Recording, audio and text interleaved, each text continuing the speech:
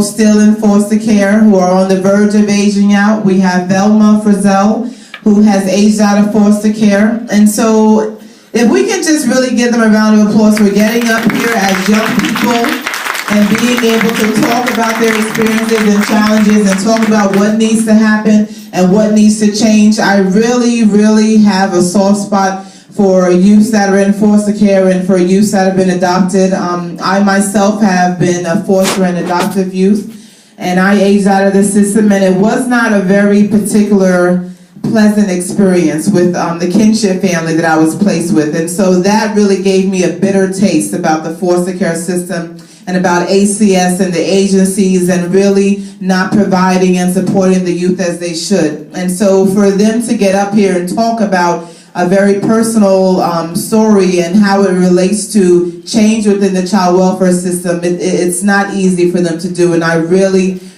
thank them. I support them. They know that 110%, we will do whatever we can to make sure that these youths do what they need to do to be successful adults. So without further ado. Hi, everyone.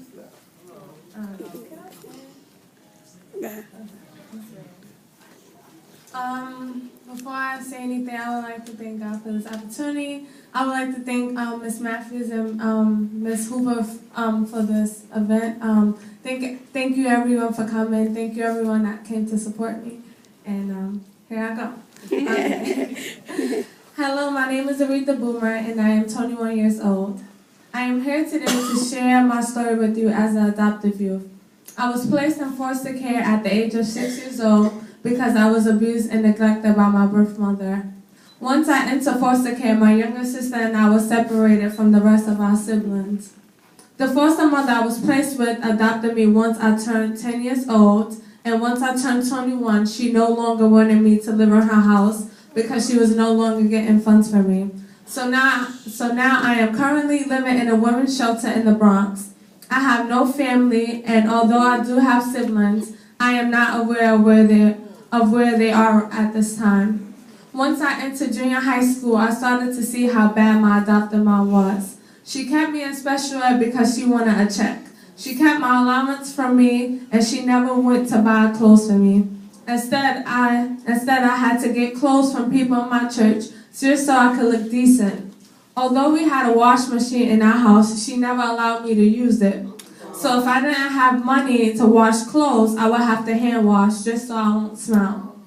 Living with her wasn't the best experience, and when I was living with her, someone in my previous church called ACS and reported her because of the way she was treating me. But because the social worker saw how nice my home was, I never got the opportunity to speak with them, so the report was considered dismissed. Although we had a beautiful 3-bedroom, 2-bathroom apartment, my home lacked a lot of love, compassion, and care in it. I strongly believe that this woman only used me for my money because once I turned 21, she did everything she could to get me out of her home. And because of her selfishness, I am now homeless in a women's shelter in the Bronx. I was never informed of my rights while I was in foster care, and I believe that played a huge part in my struggles.